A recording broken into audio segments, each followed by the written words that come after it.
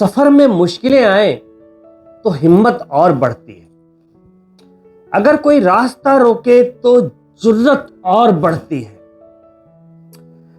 बिकने पे आ जाओ तो दाम घट जाते हैं अक्सर। इरादा यदि ना बिकने का हो तो कीमत और बढ़ती है। जी हाँ दोस्तों, नमस्कार। मैं डॉक्टर मुकेश एक बार फिर से आप सभी दर्शकों का हार्दिक अभिनंदन करता हूं आपके चैनल एस्ट्रो नक्षत्र 27 पर।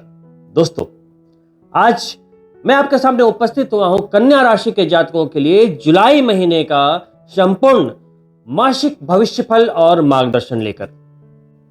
दोस्तों, जुलाई के महीने में कुल 4 गोचर होने हैं और उन छोटे छोटे परिवर्तनों का आपके सुंदर जीवन पे क्या प्रभाव पड़ेगा, कहां सावधानी रखें और कहां अपनी स्पीड तेज करें, आइए इस पर चर्चा करते हैं। दोस्तों, आप कन्या राशि के जातक हैं। कन्या राशि के जातक बड़े रहस्यमयी होते हैं, मिजरेबल, मेहनती तो होते हैं नो डाउट, बड़े कैलकुलेटिव भी होते हैं, रिस्पॉन्सिबल यानी कि जिम्मेदार, निष्ठावान और इरादे के मजबूत। कितनी भी मुश्किलें आए यहां सहते रहते हैं। दिमागी रूप से काफी मजबूत होते हैं, अपनी भावनाओं को जल्दी बाहर नहीं आने देते।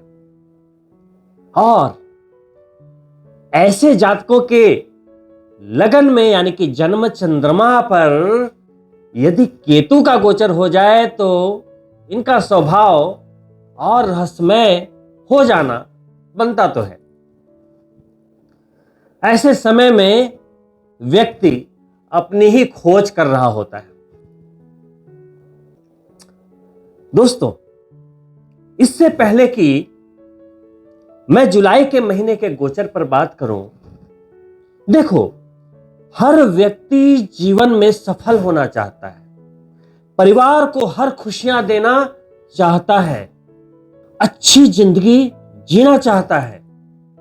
लेकिन जैसे जैसे जीवन यात्रा आगे बढ़ती है, पछतावा होता है कि काश मैंने थोड़ी और मेहनत की होती, काश मैंने वो गलती ना की होती। लेकिन दोस्तों, जीवन आगे बढ़ने का नाम है। जिंदगी में कई बार हमारा सामना बुरे वक्त से होता है, कई बार अपमान के घूंट पीने पड़ते हैं, कर्मों के अनुसार परीक्षा देनी होती है। लेकिन यदि हमें आने वाले सुनहरे जीवन की ओर बढ़ना है, भविष्य में कुछ अच्छा करना है, तो पीछे की बातों को भूलना होगा, बारंबार उसे लेकर बैठना नहीं है। एक बार कर्ण ने श्री कृष्ण से पूछा कि मेरा क्या कसूर था केशव कि जन्म होते ही मां ने त्याग दिया। द्रोणाचार्य के पास शिक्षा लेने गया तो उन्होंने मना कर दिया कि तुम क्षत्रिय नहीं हो। द्रौपदी ने स्वयंवर से निकाल दिया कि तुम राजघराने से नहीं हो। मेरा क्या कसूर है? तो श्री कृष्ण मुस्कुराते हुए कर्ण को देखते हैं और कहते हैं कि तुम क्यों रोते हो? मुझे देखो, मेरा तो जन्म ही कारागार में हुआ। जन्म होते ही मां बाप छूट गए, अपना सगा मामा जान लेने को उतारू था। बचपन से ही मुझे मां बाप के बिना जिंदगी गुजारनी पड़ी। लेकिन कर्ण और श्री कृष्ण में फर्क यही था कि कर्ण हमेशा उस दुख को लेके चलता रहा, उस अपमान के बारे में सोचता रहा जो बीते समय में हुआ। लेकिन केशव के साथ चाहे कुछ भी हुआ, लेकिन वो हमेशा खुश रहे, गैया चराते रहे, बांसुरी बजाते रहे, रास लीला रचाते रहे, कभी जिंदगी से कंप्लेन नहीं किया। जैसे हम गाड़ी चलाते हैं ना, तो उस पर एक रियर मिरर लगा होता है, तो हम आगे देखकर गाड़ी चलाते हैं, और जो रियर मिरर होता है वो सिर्फ बैक रेफरेंस लेने के लिए होता है कि गाड़ी किधर जा रही है, लेफ्ट राइट या कितनी डिस्टेंस पे है। अगर हम आगे की बजाय रियर मिरर को ही देखकर गाड़ी चलाना शुरू करेंगे, अतीत को ही देखते रहेंगे, तो एक्सीडेंट होना तय है। तो खुश रहिए, मुस्कुराते रहिए और जुलाई के महीने के गोचर का आनंद लीजिए। तो आइए बात करते हैं जुलाई के महीने के परिवर्तनों की।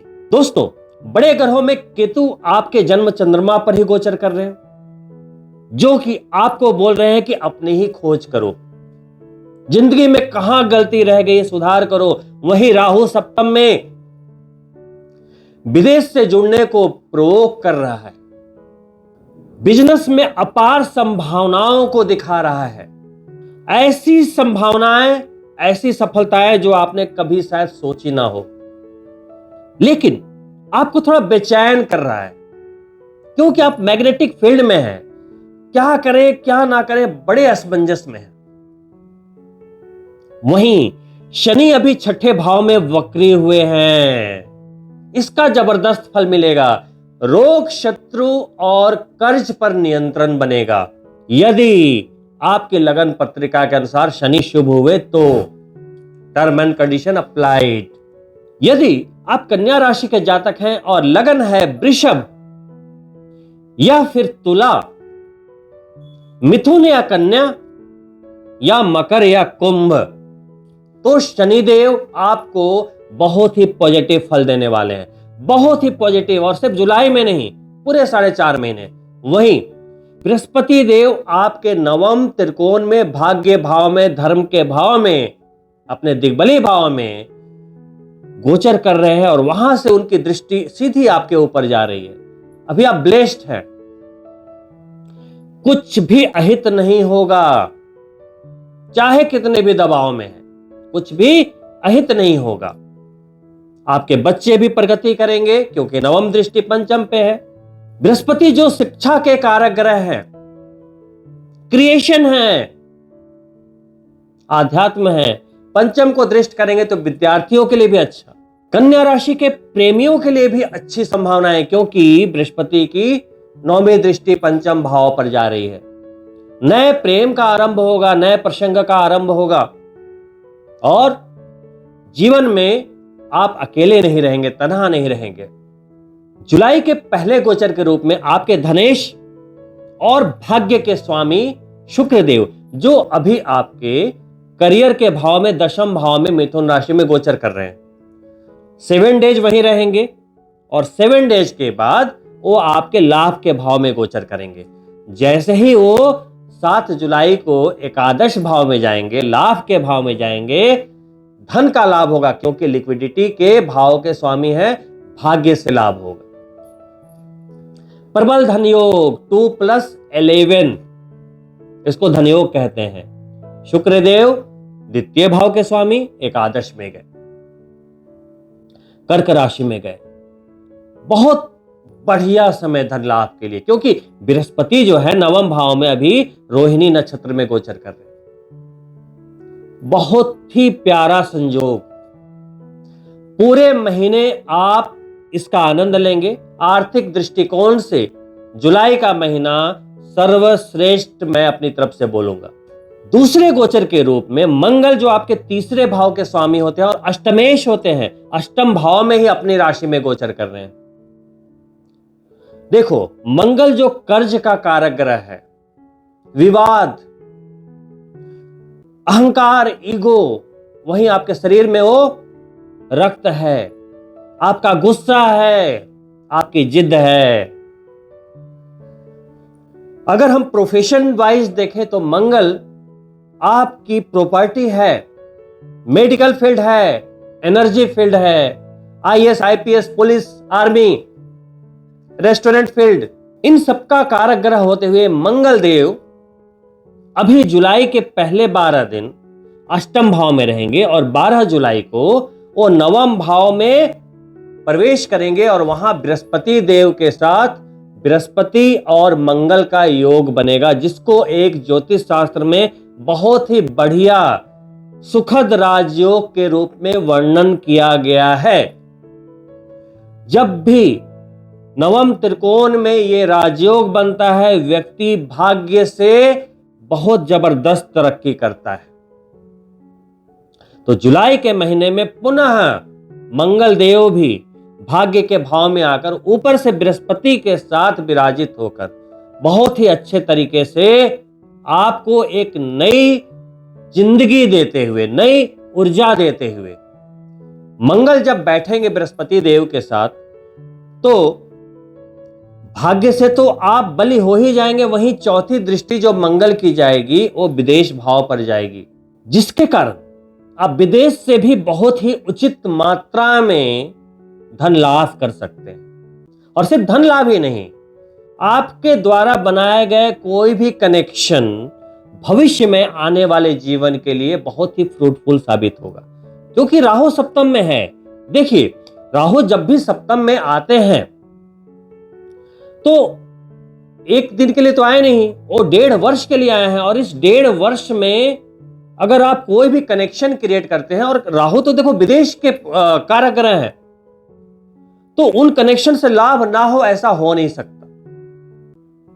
कुछ लोग बोलेंगे कि मैं कैसे कनेक्शन क्रिएट करूं, मैं तो एक जॉब में बैठा हूं, मैं तो यहां पर एक डोमेस्टिक बिजनेस में बैठा हूं, मैं तो यहां हूं, मैं तो वहां हूं। एक्सक्यूजेज नहीं, मैं कनेक्शन की बात कर रहा हूं। मेरा यह मानना है दोस्तों कि इंसान के लिए असंभव तो कुछ है ही नहीं। दोस्तों, वही मंगल की 8वीं दृष्टि चतुर्थ भाव पर है, प्रॉपर्टी के भाव पे। तो जो भी लोग रियल एस्टेट के फील्ड में है, जो प्रॉपर्टी के कार्य करते हैं या प्रॉपर्टी में इन्वेस्ट करना है, तो उनके लिए भी एक बेहतरीन समय। चूंकि मंगल देव अष्टम भाव के स्वामी है, तो पैतृक संपत्ति का भी लाभ हो सकता है, ससुराल पक्ष से भी लाभ हो सकता है। सीधी दृष्टि 7वीं जा रही है आपके 3rd हाउस पे, तो निर्णय की जबरदस्त क्षमता रहेगी, रिस्क लेने की कैपेसिटी बढ़ेगी। वहीं अगले गोचर के रूप में सूर्यदेव, जो आपके द्वादश भाव के स्वामी होते हैं, विदेश के स्वामी, वो अभी आपके 10म भाव में गोचर कर रहे हैं। देखिए, सूर्य का गोचर सिर्फ 4 जगह पे अच्छा होता है, 3रे भाव में, 6ठे भाव में, 10वें भाव में, 11वें भाव में। तो अभी 10वें भाव में है 16 दिन, फिर 11वें भाव में यानी कि एकादश भाव में चले जाएंगे, तो दोनों ही गोचर अच्छे। व्यय के भाव के स्वामी, विदेश के भाव के स्वामी अगर 10म में है, तो एक तो फिर से वही विदेशी कनेक्शन को दिखा रहे हैं। विदेश भाव के स्वामी 10म में, तो विदेश से जुड़े सभी कन्या राशि के जातकों को बहुत ही जबरदस्त लाभ दिखा रहे हैं। आपके करियर को एक अलग ही मजबूती दे रहे हैं सूर्यदेव। सरकारी नौकरी से जुड़े हुए लोगों को लाभ, एडमिनिस्ट्रेशन से लाभ, और जैसे ही 16 जुलाई को एकादश भाव में जाएंगे, तो उससे बढ़िया गोचर कुछ नहीं होता सूर्यदेव का। नुकसान के भाव के स्वामी, व्यय के स्वामी, लाभ के भाव में, तो एक चीज तो पक्की हो गई कि नुकसान तो नहीं होने देंगे, प्रेशर नहीं आने देंगे। और लाभ के भाव में गए तो सूर्यदेव, जो कि खुद ही आपके सम्मान का कारक ग्रह हैं, आपकी सोल हैं, वो जब प्रतिष्ठा के भाव में जाएंगे, तो प्रतिष्ठा, मान सम्मान की वृद्धि, कॉन्फिडेंस में वृद्धि, हर तरह से लाभ, प्रमोशन, तरक्की, बिजनेस, व्यापार, हर जगह लाभ, तनाव दूर होंगे। दोस्तों, जुलाई के अंतिम गोचर के रूप में 10म भाव के स्वामी और 1म भाव के स्वामी, यानी कि आपके स्वास्थ्य के नियंत्रण करता और आपके करियर के नियंत्रण करता, अभी लाभ के भाव में है। तो यहां भी लाभ की स्थिति बनी हुई है। स्वास्थ्य बढ़िया रहेगा, स्वास्थ्य का लाभ, और आपके करियर का लाभ। करियर में यहां भी बुध के द्वारा भी मजबूती, देख रहे, सारे ग्रहों के द्वारा करियर में एक जबरदस्त ऊर्जा।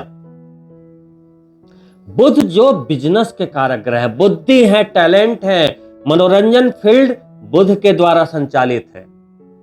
टैलेंट से कोई भी कार्य करते हैं, बुध के द्वारा संचालित है।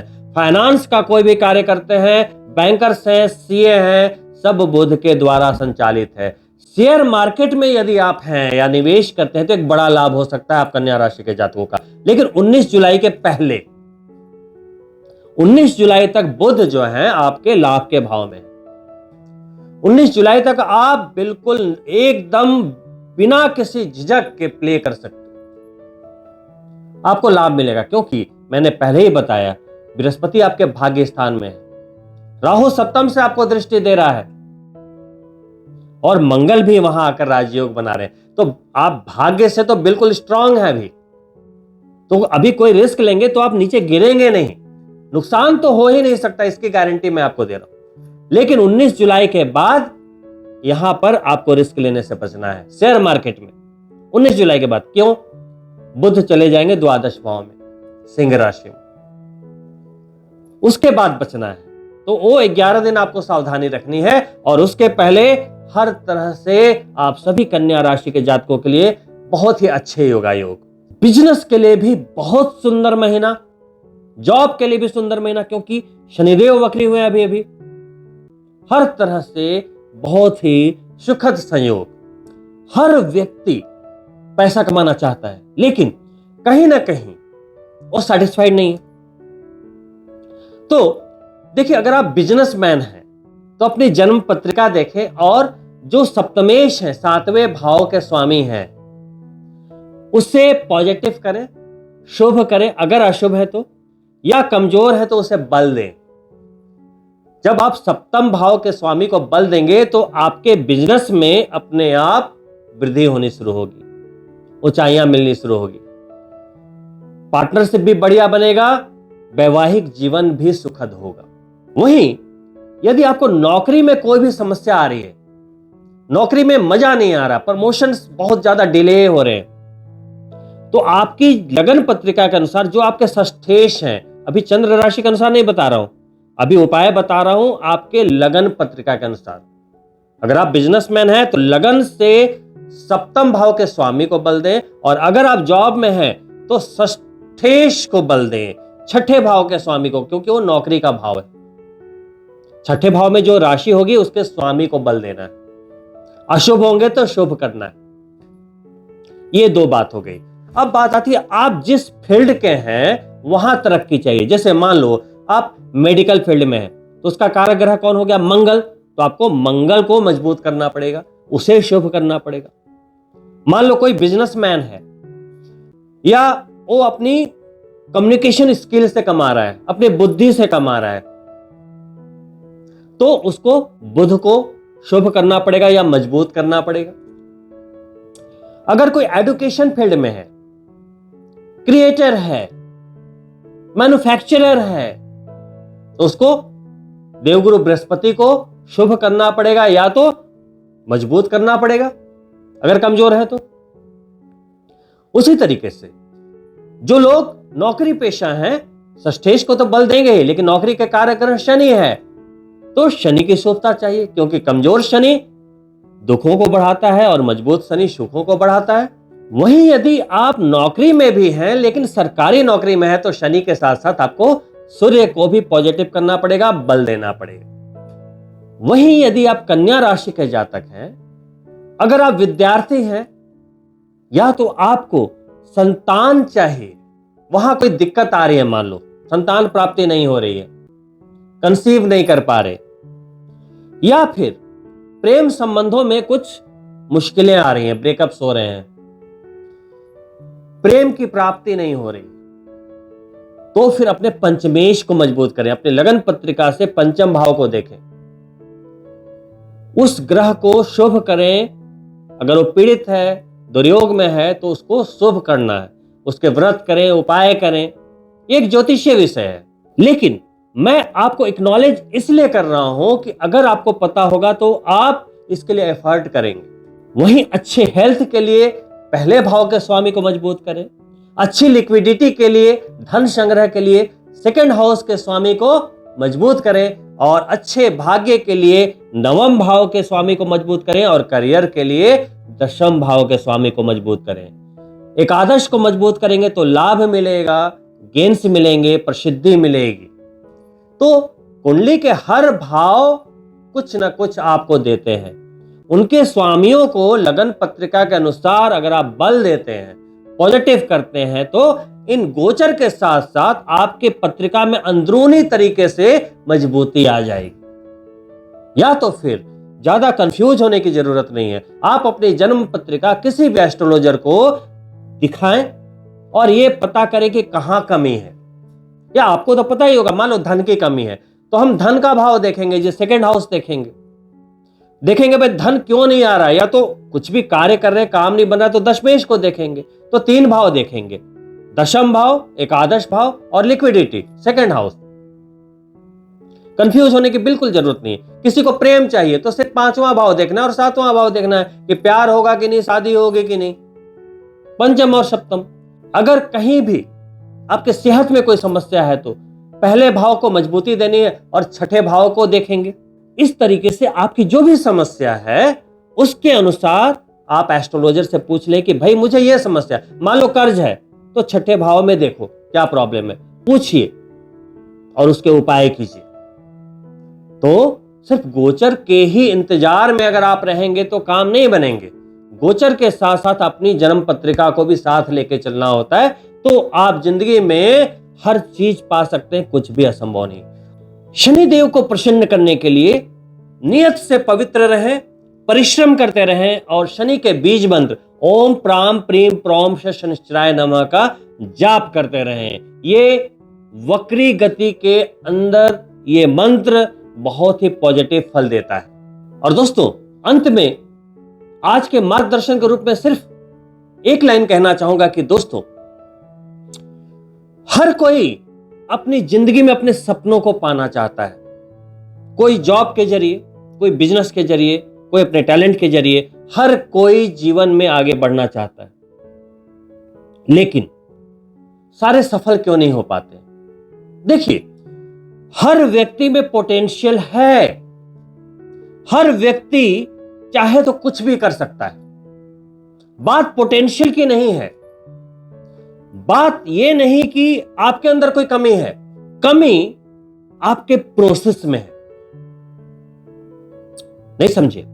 एग्जाम्पल देकर समझाता हूं। देखिए हर मोटे व्यक्ति को पता है कि पतला कैसे होना है, लेकिन होते कितने हैं? क्योंकि प्रोसेस जो है वो पेनफुल है।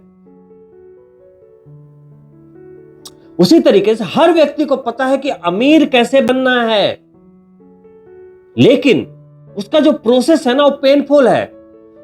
जैसे ही कोशिश करनी शुरू करते हैं पेन होता है, स्ट्रगल्स आते हैं, गिव अप कर दिया। एक रिपोर्ट के अनुसार जनवरी के महीने में पूरे वर्ल्ड में सबसे ज्यादा जिम की मेंबरशिप ली जाती है, लेकिन जाते कितने हैं?